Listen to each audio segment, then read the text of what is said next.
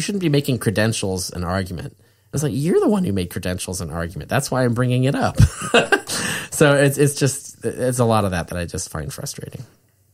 Yeah. Anyway, that's the Bart Ehrman tale. Good. It occurred to me when we were talking about some of the stuff in the documents that we do and don't have, and what's gone missing. Then we were talking about the Vatican. Yeah. What do they maybe have? I wonder what they have in their Everybody archives. always says this. I'm sure if there's anything scandalous in there, they burned it hundreds of years ago. Do you think they would have? No, they wouldn't. There's no reason for them to keep stuff like that. So I'm sure they've destroyed anything really significant, if they had anything significant. Yeah. Which I doubt they did, really. I mean, at least relevant to this subject. Yeah. No, if we're going to find something amazing, it's going to be something that's been buried in the sands for 2,000 years. It's going to be a papyrus or something. Something that turns up from a private collection, or there was some bits that of a badly preserved scroll that had shown up fairly recently, I think. But there was, they could only pick out a few little phrases. Yeah, that's common. I don't know which. I don't know. That remember could describe which one it was. Well, of course. But I think there was. Yeah, every so often somebody will dig something up in the sand. Yeah, well, the big finds were, of course, the Dead Sea Scrolls and the Nag Hammadi find, where in the Dead Sea Scrolls were caves in Judea, and the Nag Hammadi was a pot that a bunch of books were stuffed in, sitting in the sand, and where these books were just left there for over 1,000 years and recovered, and in bad shape, but not completely, in fairly good shape for all things considered. And those things overturned all kinds of scholarly assumptions, because they represented all kinds of shit that had not been preserved.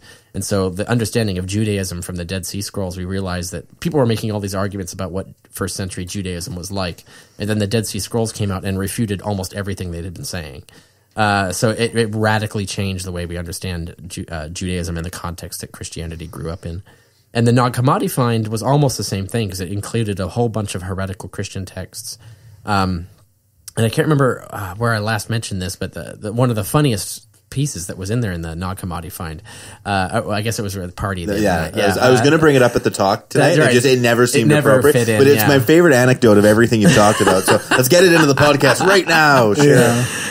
So what happened was, this was in Nag Hammadi in the early Middle Ages or late antiquity, and this was a heretical sect of Christians, and the Orthodox Christians were going to come and kill them all and destroy their books. So they basically just swept their workshop table, everything that was on it, into a pot and sealed it and buried it, right? But when they did that, they were in the middle of creating a forged gospel. They were in the middle of forging it, and so they swept all the evidence of their forgery in process into the pot. So that when we opened it up, in the 20th century and looked in there, we found the original document they were using to create the forgery, and we found the forgery in the process of being produced. And it's the source document is this sort of weird mystical text called Eugnostos, and where there's this sort of weird guy named Eugnostos who's telling giving these stories and or these teachings and stuff. And then the forgery is where someone is creating a gospel narrative of Jesus interacting with his disciples after the resurrection. And it's a whole resurrection narrative, and they're taking phrases and stuff from Eugnostos and putting them in the mouth of Jesus. And so they're in the middle of creating this forgery of and we can see what they were doing, how they were doing it. It's like seeing how sausage is made. Yeah. Only it's religion. Right. And so this was a really fantastic thing to find, because now you can see what they're doing, and you could go, oh, all the gospels could have been done this way, right? There's now you can say that's how you make a gospel.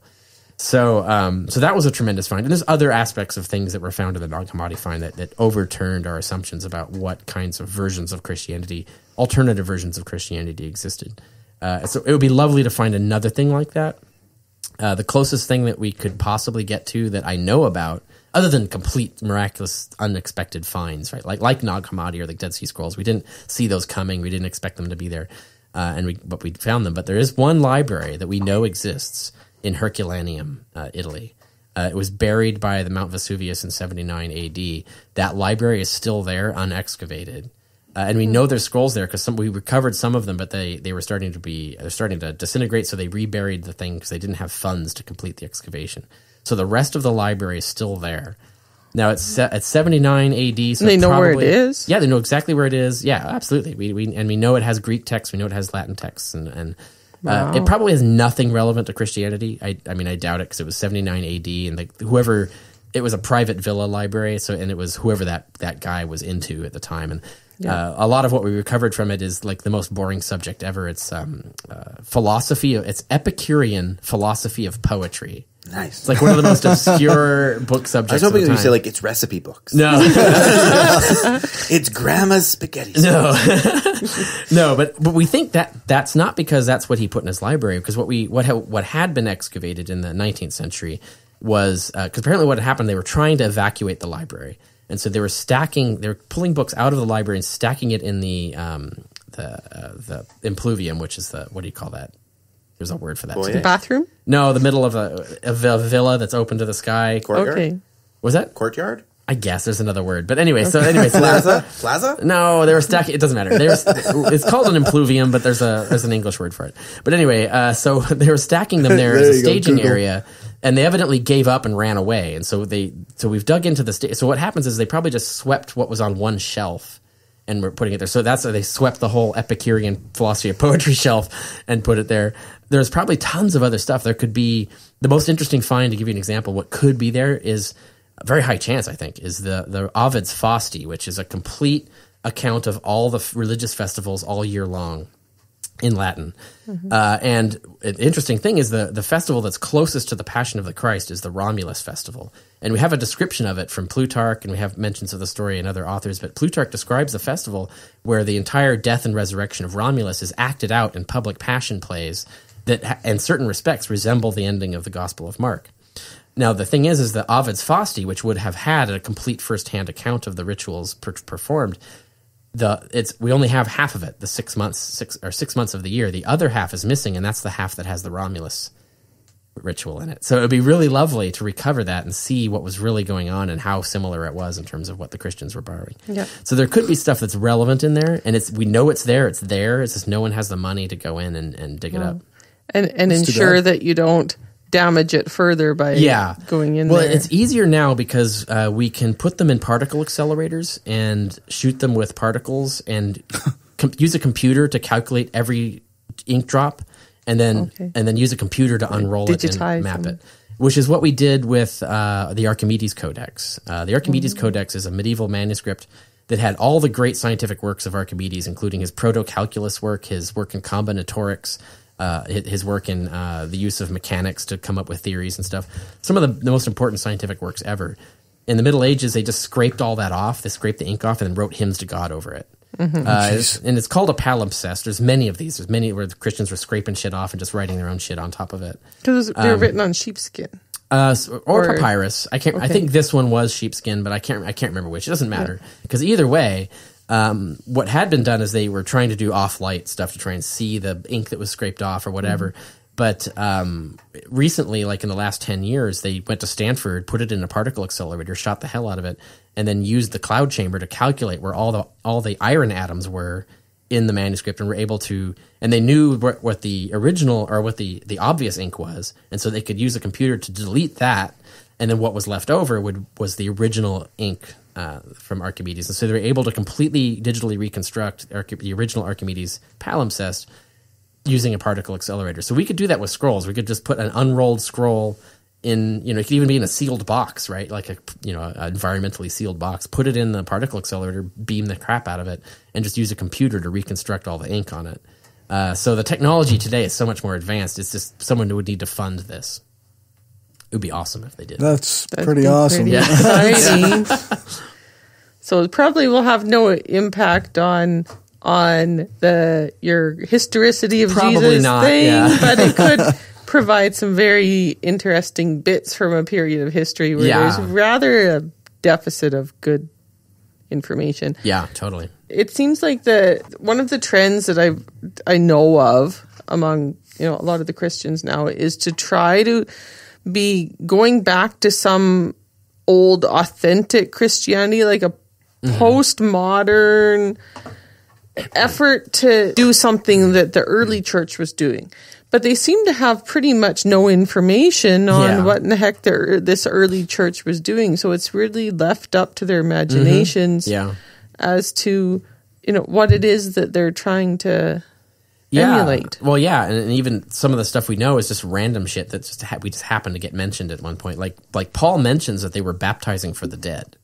Which is what the Mormon Church now does. So the Mormon Church has actually readopted an original Christian teaching, which is that, like, if your mother wasn't in the church and she died, you could be baptized on her behalf, and it would transport her from hell into heaven, and she would be. Well, in reality, and they're thinking it would be because the dead just stay dead, and they're resurrected in the end times. So she would get resurrected at the end times because you were baptized on her behalf. So that was an original Christian teaching. The interesting thing is that wasn't Christian originally. That was actually the Dionysian cult had that. The Eleusinian mysteries had the whole idea of being baptized, first of all being baptized, but being baptized on behalf of the dead who weren't initiated in the cult and therefore weren't going to get salvation, but you could be baptized on their behalf and therefore get them relocated in the heavens. And we have this on inscriptions hundreds of years before Christianity. So this was a practice widely practiced in one of the most popular mystery cults. And so here it creeps up the exact same thing in earliest Christianity. You know they're being influenced by the mystery cults because they're adopting their own practices. And that's where the Mormon one probably came from. Yeah, it has to be. I'm sure they read that line. It came from when Jesus rose and showed up in Utah. Yeah. Come on. With that, I'm afraid you guys are out of time. Yeah, unfortunately. Ending on Utah. Thanks for coming. That was actually really good. All right, thank you. And with that, thanks for listening. Thanks to Dr. Carrier and David Richards for joining us in studio. There aren't going to be a lot of show notes for this episode, but I'll try to link to some relevant subjects. You can learn more about Richard Carrier and his work at www.richardcarrier.info. If you want to keep up to date with the show, come on over and like us on Facebook at facebook.com/brainstormpodcast or follow us on Twitter at brainstormpod. If you want to support the show, head on over to patreon.com/brainstormpodcast and give $1 an episode. Or if that's too much, then go and give us a rating and write a review on iTunes or Stitcher. The first person to do it gets a free t-shirt or hat with the Brainstorm logo on it. Thanks again for listening and have a good one.